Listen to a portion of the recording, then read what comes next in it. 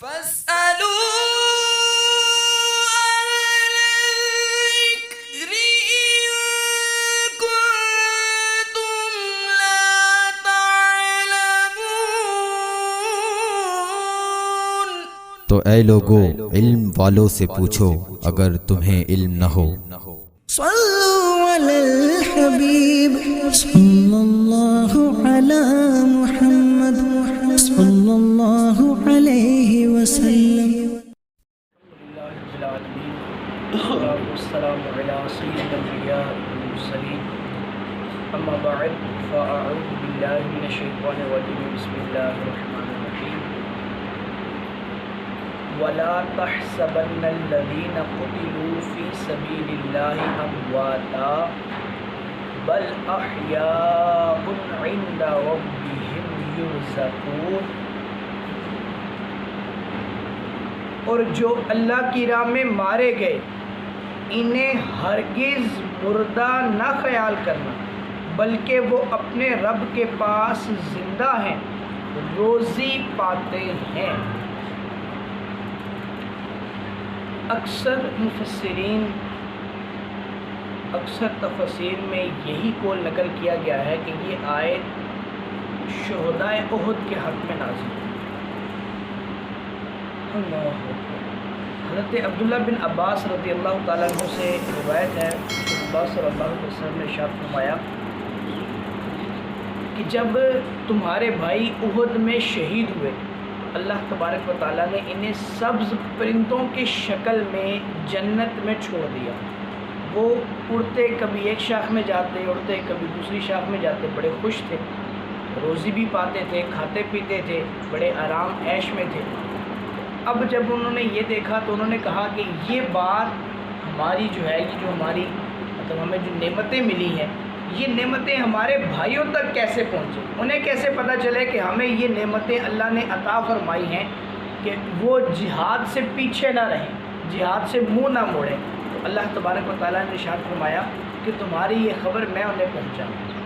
پھر اس کے بعد یہ آیت مبارکہ نازل ہوئی۔ اس سے ایک بات یہ بھی پتہ چلتی ہے کہ ارواح جو شہداء ہوتے ہیں ان کی ارواح زندہ ہیں، جسم بھی زندہ ہے۔ عام آدمی کے ساتھ تو ایسا ہوتا ہے کہ اس کا جسم فنا ہو جائے تو اس کی جسم صرف فنا ہوتا ہے، روح فنا نہیں ہوتی، روح زندہ ہوتی ہے۔ یا تو اگر نیک ہے تو اس کو آزادی مل جائے گی، جان چاہے گی آ جائے گی، اور اگر بد ہے یا کافر ہے تو اس کو ایک کنویں میں قید کر دیا جاتا ہے۔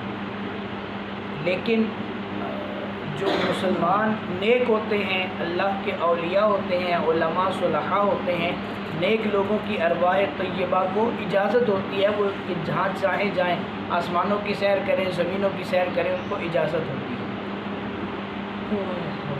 اور شہداء کیسے زندہ ہیں، اس کی سب سے بڑی مثال کہ حضرت حمزہ سید الشہداء، ان کو میدان احد میں پہلے کسی اور جگہ دفن کیا گیا تھا، پھر کئی سالوں بعد، یہ نہیں تو 4 دن بعد نہیں، کئی سالوں بعد، حالانکہ سائنس تو یہ کہتی ہے کہ 3 دن کے بعد جسم گل سڑ جاتا ہے، لیکن سید الشہداء حضرت میر حمزہ رضی اللہ تعالیٰ عنہ آپ کو جو ہے وہ کئی سالوں بعد اپنے پرانے مدفن سے نکال کر اس جگہ پر دفن کیا گیا جہاں پر باقی شہداء احد دفن تھے، کیونکہ حضرت حمزہ کا مزار پہلے تھوڑا سا ایک ٹیلے پر تھا، ٹیلے کے بالکل پہلو میں تھا، تو پھر وہاں سے آپ کو نکال کے جہاں پر شہداء احد کے بقیہ مزارات تھے وہاں پر ساتھ دفن کیا گیا۔ تو یہ اتنے عرصے بعد جب نکالا گیا تو خالی ان کی ہڈیاں نہیں نکالی گئی، پورے کا پورا جسم ان کا سلامت تھا، اور اس جسم میں جہاں پر آپ کو زخم آئے تھے وہاں سے خون بھی تازہ رستا تھا، اور اس کو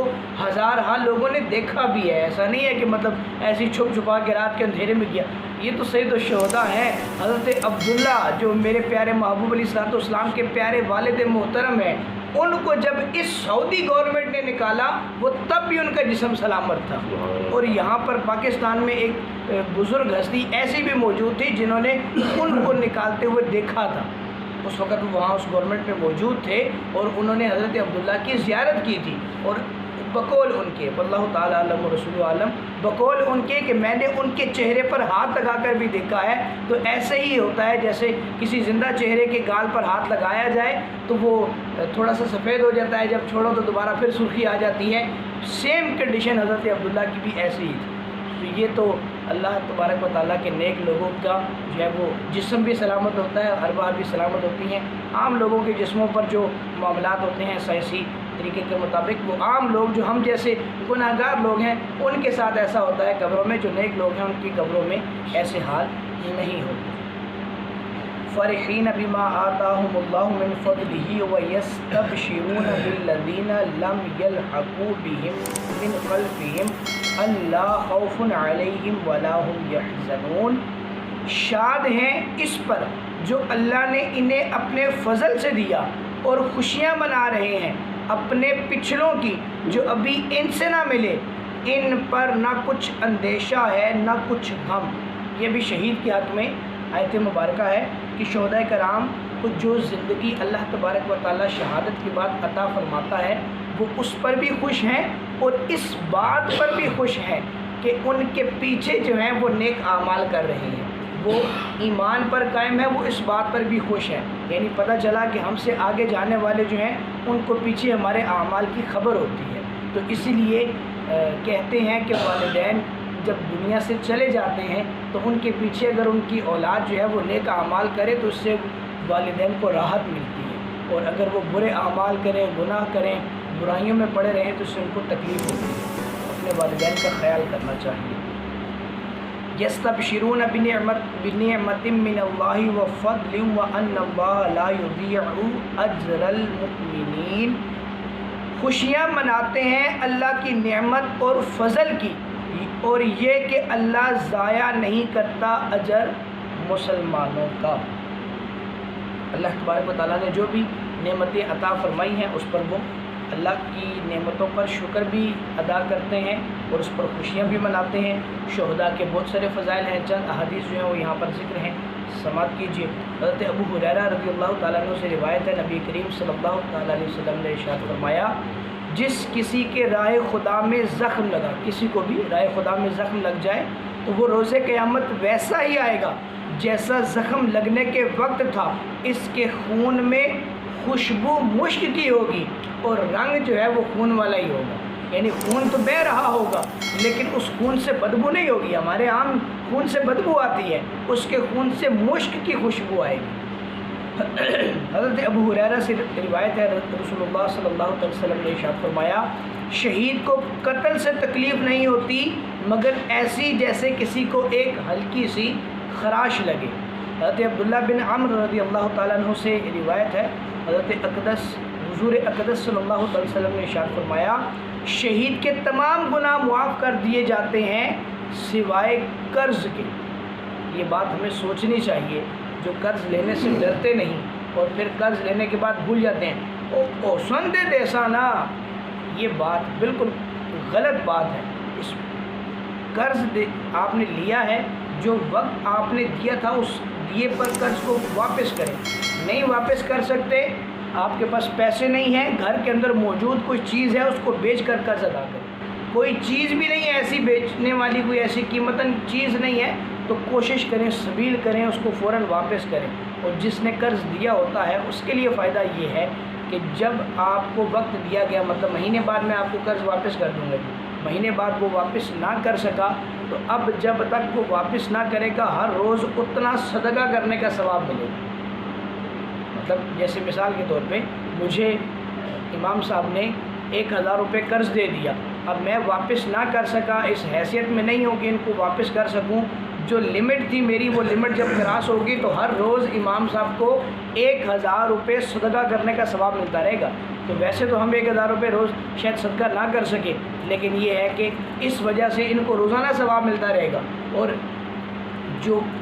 جس نے قرض دینا ہے اگر وہ جان بوجھ کر نہیں دے رہا تو وہ سو رہا ہے، وہ جاگ رہا ہے، وہ نماز پڑھ رہا ہے، وہ جو بھی کر رہا ہے، اس پر گناہ کا میٹر چلتا رہے گا، اس پر لگاتار جو ہے وہ جتنی تاخیر کرتا جائے گا اتنا گناہ اس پر لکھا جاتا رہے گا۔ اس لیے قرض کے معاملے میں بڑا ڈرا کریں، کوشش کریں قرض لیں ہی نہیں۔ 2 روٹی کم کھا لیں، تھوڑا سا کم حیثیت میں گزارا کر لیں، لیکن قرض نہ لیں۔ قرض لینا جو ہے نا یہ بڑی خطرناک بات ہے، اور قرض کبھی لے لیا تو پھر کوشش کریں کہ اس کو جلد از جلد واپس کریں۔ دیکھیں شہید کے کتنے فضائل ہیں، لیکن فرمایا قرض اس کو بھی معاف نہیں ہے۔ یعنی یہ حقوق العباد ہے نا، کسی بندے کا انعام آپ قرض دبا لو، پیسے دبا لو اور دنیا میں گھومتے پھرتے رہو۔ لوگ تو آج کل ایسے ہیں، بھتہ لیتے ہیں، چوریاں کرتے ہیں، ڈاکہ مارتے ہیں۔ قرض لینا تو بڑی دور کی بات ہے، آج کل جناب سامنے چھینا جھپٹی موبائل چھین کے لے جاتے ہیں۔ یہاں ہمارے یہ کتنا پرامن علاقہ ہے، لیکن یہاں بھی کئی دفعہ واقعہ سنا جو گلی کے کونے سے فلاں سے جناب کو فلاں لوگ موبائل چھین کے لے گئے۔ ایسا نہ کریں۔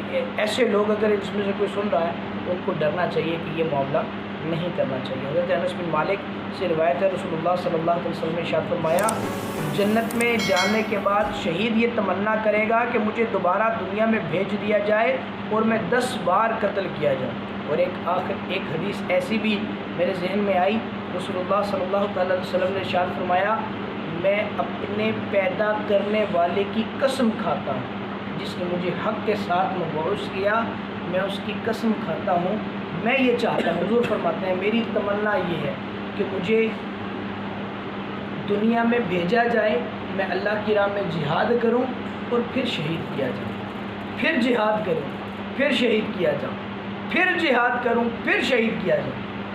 کیسی پیاری تمنا اللہ کے محبوب فرما رہے ہیں، اور اللہ کے محبوب علیہ الصلوۃ والسلام کے فضائل تو اتنے ہیں کہ ہم شمار ہی نہیں کر سکتے، لیکن اس کے باوجود بھی آپ یہ چاہتے ہیں کہ مجھے شہید کیا جائے۔ شہید کا اتنا بڑا درجہ ہے۔ اللہ تبارک و تعالیٰ جو ہے وہ ہمیں شہادت کی موت عطا فرمائے۔ خود حضرت عمر رضی اللہ تعالیٰ عنہ کی وہ دعا ہے، آپ اکثر یہ دعا مانگا کرتے تھے، اللہم ارزقنی شہادۃ فی سبیلک واجعل موتی فی بلد رسولک۔ اے اللہ مجھے شہادت کی موت عطا فرما اور موت بھی اپنے پیارے محبوب کے شہر میں عطا فرما۔ شہادت بھی ملے لیکن تیرے پیارے محبوب کے شہر سے باہر جا کر۔ کیسی پیاری دعا ہے، شہید ہونے کی بھی تمنا ہے اور ساتھ میں آقا علیہ الصلوۃ والسلام کے شہر سے باہر جانے کا دل بھی نہیں کرتا، یہاں سے باہر بھی نہ جاؤں۔